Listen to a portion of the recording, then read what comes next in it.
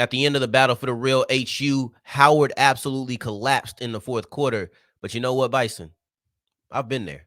Oh, yeah. It's locked on HBCU. Play my music. You are Locked On HBCU, your daily podcast covering HBCU sports. Part of the Locked On Podcast Network, your team every day.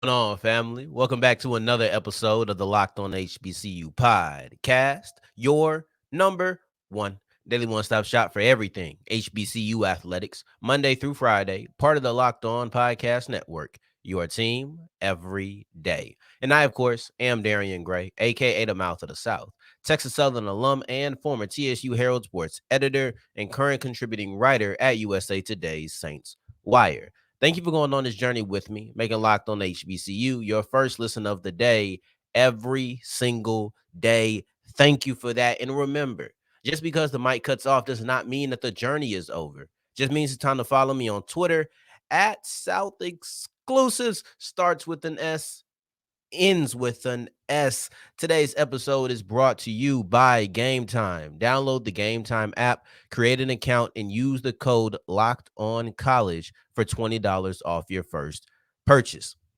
Today's episode wraps up with a conversation around a new Division II HBCU bowl game, and it's called the Florida Beach Bowl, right? So we'll get into the details of that, but it starts off with a doubleheader, and one that I'm extremely excited about because, for my money, the battle for the real HU, Howard versus Hampton, was the best game this past weekend. And I know that it wasn't our game of the week, so it's not the game that we started this week off with.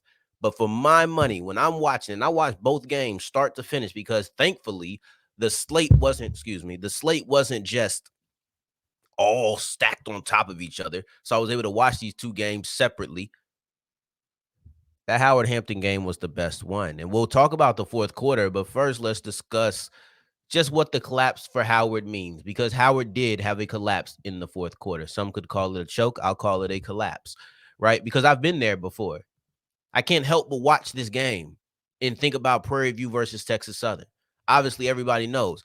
TSU alum, former TSU Herald Sports editor. Everybody knows what my credentials are. So you know what side of this I was on. And Howard, you might not want to hear this because of where you are in the MEAC right now versus how people view Texas Southern in the SWAC right now. But there's a lot of parallels between you and I right now. There are a lot of parallels because when you look specifically in this matchup, specifically when this matchup is being discussed, Howard cannot beat Hampton. Texas Southern cannot beat Prairie View. Oh, that's easy, right? Because all collapses aren't the same. Let's be very clear. All collapses are not the same. Just because one team choked or fell apart in the fourth quarter and another team fell apart in the fourth quarter, that doesn't immediately make these things comparable. But to me, when I look at exactly what the context around each collapse is, yeah, this adds up. Matter of fact, neither one of us could get above 34 points. Matter of fact, both of us had a 17-point lead in the third quarter. There are some parallels here. But beyond just the score, what it means. See, when it came to TSU, this game, this 2023 matchup against Prairie View A&M represented turning a corner. I felt like TSU was going to be able to get into that upper echelon of the SWAC this year. That's what I felt like. I'm not predicting a championship or anything like that, but I felt like they had a chance to be in the SWAC championship game and move themselves into that upper echelon. Howard was second in the MEAC last year. They're not exactly in that same point. But what they are looking to do is, after years of not being a good football team, they're looking to say, okay, we moved into that upper echelon last year, but now we're looking to be the top dog. So both teams coming to 2023 looking to prove something. Both teams coming to the season looking to take a step up from where they were, maybe feel like they were on the precipice of that next level. So I think there's some similarities in that aspect of it. And for me, when we lost to Prairie View, it felt like Same, especially the way that you lost because you feel like, oh, this is the moment. Matter of fact, I spent that whole time thinking about how I'm going to talk about Andrew Body on the upcoming episode, how I'm going to ask about the successful aspect of this victory to Coach McKinney in the press conference. And when I'm watching this game, I'm spending this whole time telling you that Quinton Williams, his arm, his deep ball was the X factor of this game because it was. Quinton Williams was phenomenal for 3 quarters. But then everything just went down. There's a lot of similarities here. And I understand this isn't the best company. But I'll say this like I said about TSU. Because I don't know if Hampton versus Howard holds the same weight. I know it's important, but I don't know if you're going to sit there and say, man, we ain't going to be able to get it done. We still can't beat Hampton. I don't know. I know that's how I personally felt, but I wouldn't put that on you. But I'll say the same thing that I said when TSU lost. The season is long. There's a lot of season ahead. Matter of fact, for Howard, Hampton isn't even a conference opponent, so you don't even have to worry about this having ramifications at the end of the season. This is strictly your pride. This is only your pride talking. You just want to beat Hampton because you haven't beat Hampton in a while. Screw that. You just want to beat Hampton because they're Hampton. See, when TSU wants to beat PV, yeah, it's because they're PV and because, TSU hasn't won that game in a while. But at the end of the day, losing to PV can really hinder your chances to make it to the SWAC championship. Because if it's you and PV tied at the end of the year, who gets that head-to-head matchup? It's not just rivalries. It's not just pride involved. It's actually stakes involved. Losing to Prairie View holds the same amount of weight as losing to a team like Grambling. For Howard, losing to Hampton, it doesn't mean anything. Like, it's just a loss that's out of conference. Losing to North Carolina Central will be a much bigger deal for the actual standpoint of their season. Maybe not the pride, but their season. But like I said, the season is not over. There's still time to bounce back, especially when you're looking at Howard, who hasn't heard anything. Nothing has happened. Their important part of their season hasn't even started yet. So there's a lot of things that you can go into Howard versus Hampton thinking about, and most of those things won't matter after you leave maybe the next week. It might matter right after the game, but going after next week, all of that would be irrelevant after that point. So sometimes it's, and I want to know if you feel the same way, but to me, when you beat a team that you haven't beat for a long time, it's symbolic of a change. Maybe not turning the page in a rivalry, but in that specific year, think LSU Alabama 2019, where LSU looked special in that year, but many people, because I got the Louisiana roots, many people looking like, okay, but are you going to beat Bama? We've seen you look good before, but are you going to beat Bama? And when you beat Bama, it's like, oh, that's the squad. I was looking for that out of TSU. I was not really looking for that out of Howard, but it was something I think someone could look for because I have no personal interest in Howard. Neither one of the schools on the HBCU landscape in 2023 got it.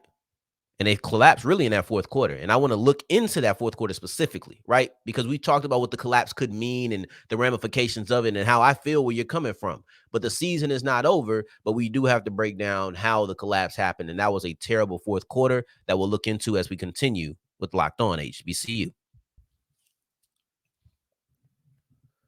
Today's episode is brought to you by FanDuel, and FanDuel is the official sports book of the Locked On Podcast Network. And you see, I still got it on me. Still got the Saints jersey on me. Can't guard Mike. Shout out Coach G. Appreciate the victory. Though it was ugly. It don't matter if it was ugly. If you're on FanDuel and you put some money down, you can still make some money, ugly or not.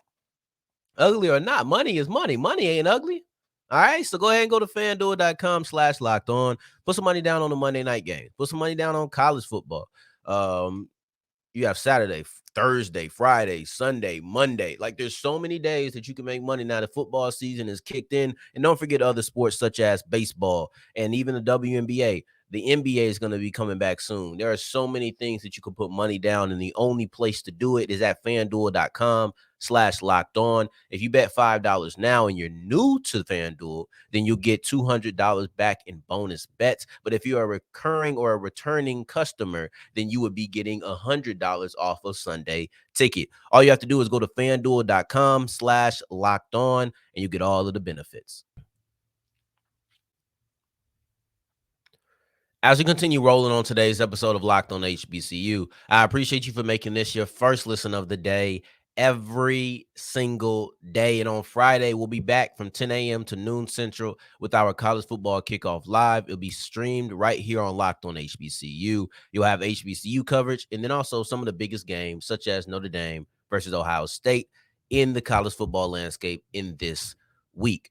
Right now, I want to apologize to all of my Howard fans out there. I'm sorry to you because I got to pull you back. I know I spent the first segment discussing the collapse and then also saying what could come after and how there's still a bright future, but we're not quite in the future yet. We still want to look at how this happened. How did we get here today? Because in the last 15 minutes, not only did they give up a 13-point lead, right? Because it was 17 in the third quarter, but at a point in the fourth, at the very beginning of the fourth, really, it was a 13-point lead for Howard. And yes, they gave up the lead. That happens. But it's the fact that the offense did a complete 180. When you look at the trajectory of that offense in quarters 1 through 3, you're thinking they're finna run away with it. There was no belief in my mind that Howard could have given up this lead when you look at how the offense was going. Even if Hampton found their offense, I thought that Howard offense was so on, there was no way they would have given up a 13-point lead. In every step of the way, I kept that same disbelief. And then it happened. Then the lead came up and I was like, okay, Howard's finna go down. Actually, I ain't gonna lie. On that last drive, I said Howard's not gonna get it done. It wasn't until Hampton took the lead that I really believed that Howard was going to lose this game. I had full confidence that Howard was going to win. Then they went down and they had time to come back. But I said, you know what? This isn't happening. I could just see the writing was on the wall. This is not happening. So the turnaround, that 180 that I described, it happened immediately. It happened immediately. In the third quarter, Howard had 2.5 drives and they scored 10 points. The reason I say 2.5 is because one drive started in the third quarter, but it ended in the fourth quarter. They ended up scoring on that drive. If you want to attribute that to the third quarter, then they scored on every single one of their third quarter drives. And they ended up scoring 13 points, a touchdown and 2 field goals. Not exactly what you would want. Like, it's not the peak of what you want. You want to at least get 2 touchdowns and 3 opportunities, especially when you're getting within the 10-yard line. But it doesn't always work that way. But you still scored. So you had scoring possessions on every single drive that started in the third quarter. But let's look at that 0.5 that I discussed. When I say it started immediately, I mean the turnaround, the 180 was immediate. In the fourth quarter, you had 2 incompletions to start that quarter.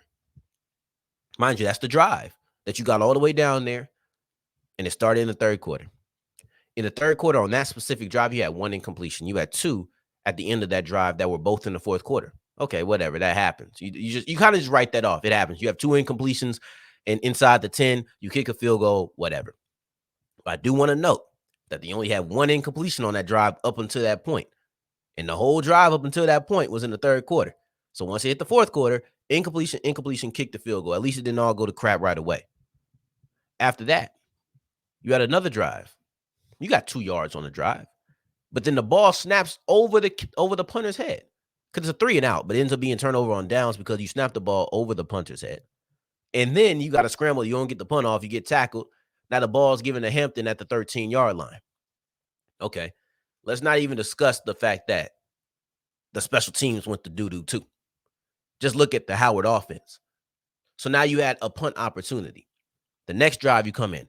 See, on that first drive of the fourth quarter, you ran the ball 2 times and tried to throw it. On this drive, you threw the ball. Neither one worked. Neither leading with the run or leading with the pass worked. Both times it was incomplete. You had no completions on that drive. Cool. You punt again. In the fourth quarter, they had 17 plays for 6 yards. Now, some of that is lost by the punt, but even if you want to look at it, I don't remember how bad the punt was. Let's say 17 plays for 25. I'm probably being generous. Let's just say the punt lost 19 yards.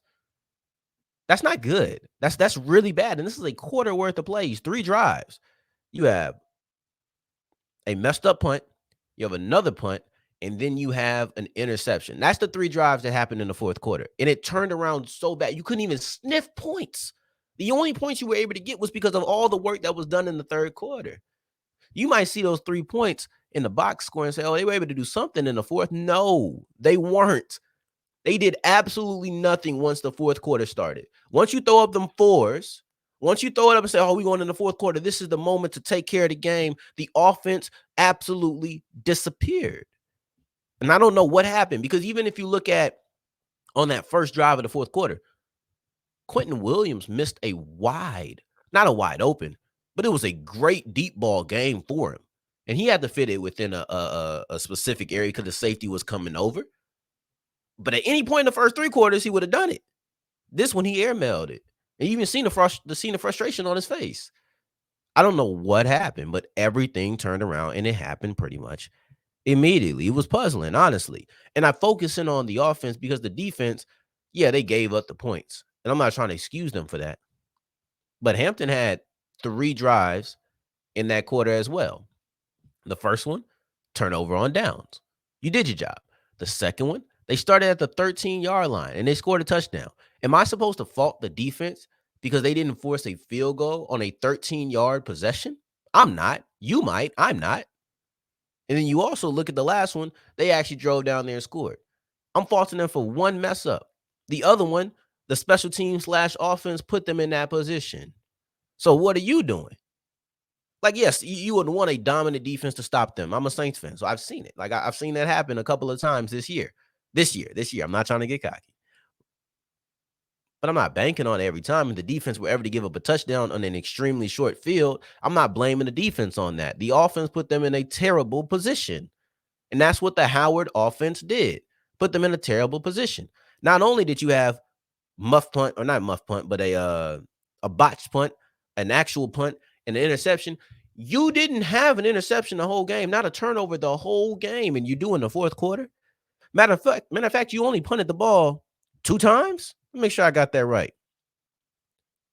You had 3 possessions in the fourth quarter. 2 of them, or excuse me, none of them turned into points. Up until that point, you only had 2 possessions the whole game that didn't result in points. Let me say that again. When we discuss Howard and we look at the collapse that they had, it's important to note the offense did a complete 180. In the fourth quarter, they had 3 drives and none of them resulted in points. In all of the 45 minutes before that, they only had 2 possessions, 3 if you want to count the kneel down at the end of the first half. Howard had 2 possessions in which they did not score points. The 180 that the Howard Bison offense did in the fourth quarter against Hampton was insane. It was insane. But that is the biggest reason on why they lost. The offense wasn't able to run the ball. They weren't able to get the deep passing game going when they did that all game long. This was like a completely different offense.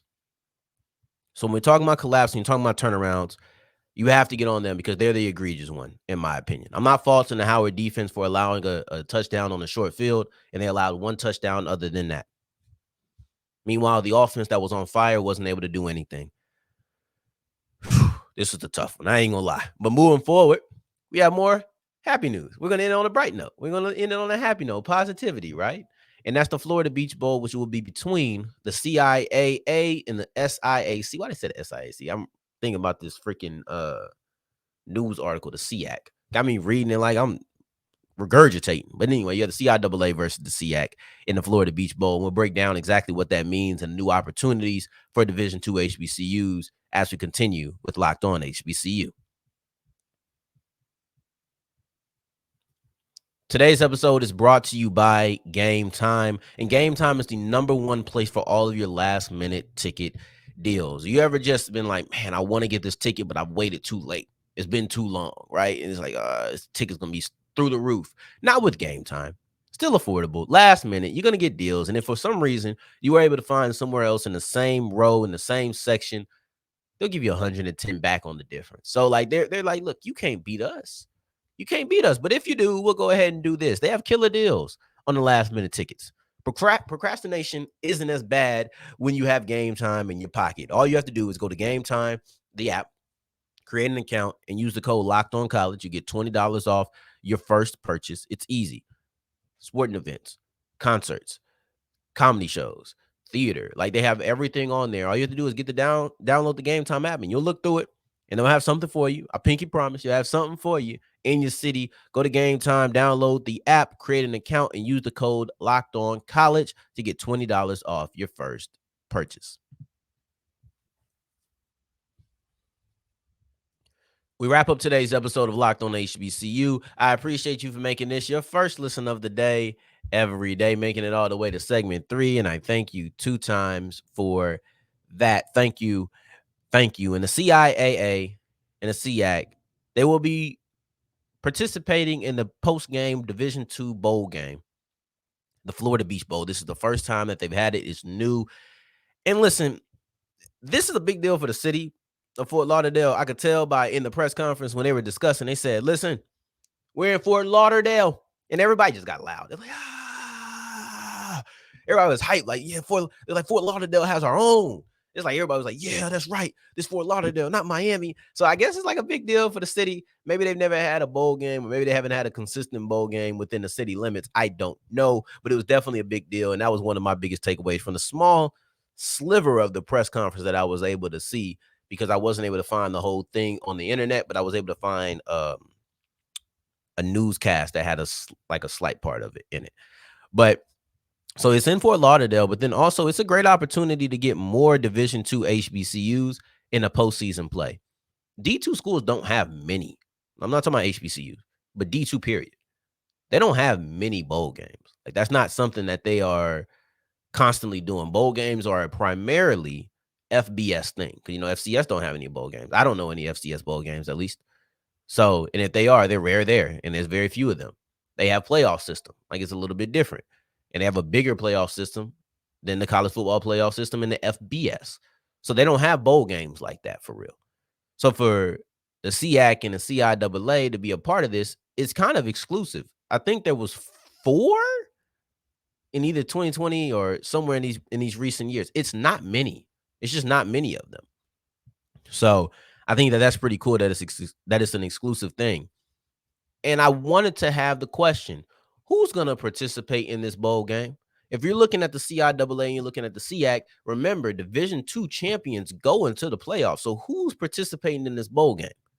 Because you can't help but think about the Celebration Bowl and think, okay, is this going to be the Division II HBCU National Championship? I don't think so. I had to do a little bit of research, because I wasn't around for the Pioneer Bowl. I guess I kind of was, because it ended in 2012. But I'll be honest, at 14, that was the furthest thing from my mind. I really wasn't even thinking about college at 14. Right? That's just the God's honest. But I definitely wasn't looking into the Pioneer Bowl and seeing what that was about. But the reason I had to do a little bit of research is because I was confused. Who's going to participate? Are they going to forego the playoffs to be able to play in this? That was my question. That was a big question for me. And if they're not, who's going to be able to participate? So they had a bar. And I've seen 6 wins in conference and 6 wins total in the season. I'm going to assume, because I've seen both of them, I'm going to assume they mean 6 total wins, because this isn't a situation where many teams are getting 6 conference games. Like, that means you can only lose once. The bar is a little high, because what if they don't hit that bar? So what, then we just don't have the Florida Beach Bowl that year? That's a little risky, right? So I'm going to say 6 total victories. And at that, you would have Bowie State and Virginia State as eligible, because those are the CIAA teams that had 6 total wins but did not make it into the playoffs. Then you have Fort Valley State and Albany State in the SIAC for the same reasons. You're not going to see me mention Virginia Union, Fayetteville State, Benedict College. Like, you're not going to see me mention those 3 teams, because they were in the playoffs last year. So Bowie State, Virginia State, Fort Valley State, Albany State, those were the 4 teams who would meet the criteria, and you'll probably just decide who's going to be the representative from each, I don't want to say each country, but each conference as you move forward. But the reason I did a little bit of research into the Pioneer Bowl, because I was interested. All right, cool. So you sent the 2nd place, 3rd place team in the conference at times. Now I want to see what's the response. I wasn't around then, man. I don't know. Like, the response was the response. There was a response back then. I know that people had an opinion on not having a 1st place team face off against the 1st place team.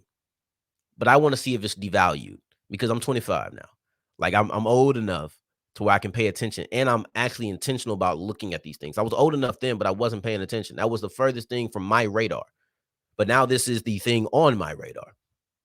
And I know that this is a D2 opportunity, and I know that this is great for them.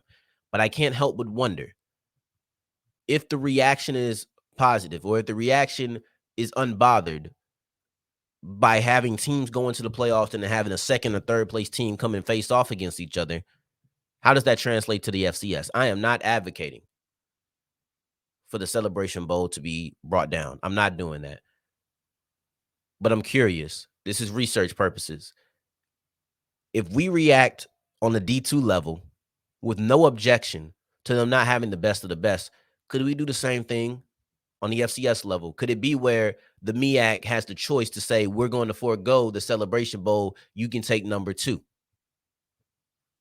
Like, are we going to have those conversations? I don't know, but that's something I'm going to watch. And I'm not going to speak too much on it because it hasn't happened yet, and there's a lot of depth to it, but it hasn't happened yet. So I'll leave it at that. Great opportunity for the D2 landscape. I will watch to see the reaction and try to see what the reaction could be for the FCS.